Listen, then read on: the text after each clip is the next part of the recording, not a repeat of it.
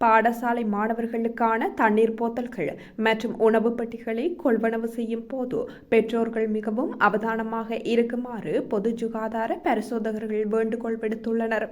பாடசாலை தவணை ஆரம்பத்தை இலக்காக கொண்டு தரமற்ற தண்ணீர் போத்தல்கள் மற்றும் உணவு பெட்டிகள் விற்பனை செய்யப்படுவதை கண்டறிவதற்காக எதிர்வரும் நாட்களில் நாடளாவிய ரீதியில் சோதனை நடவடிக்கைகள் மேற்கொள்ளப்படும் என பொது சுகாதார பரிசோதகர்கள் சங்கத்தின் தலைவர் உபில் ரோஹன தெரிவித்துள்ளார்.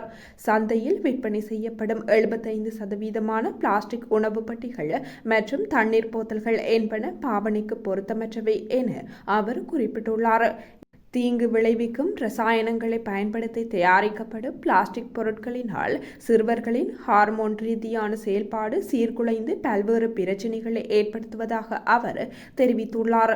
அந்த இரசாயனங்கள் புற்றுநோயை உண்டாக்கும் தன்மை கொண்டவை எனவும் பொது சுகாதார பரிசோதகர்கள் சங்கத்தின் தலைவர் உபில் ரோஹன மேலும் சுட்டிக்காட்டியுள்ளார்.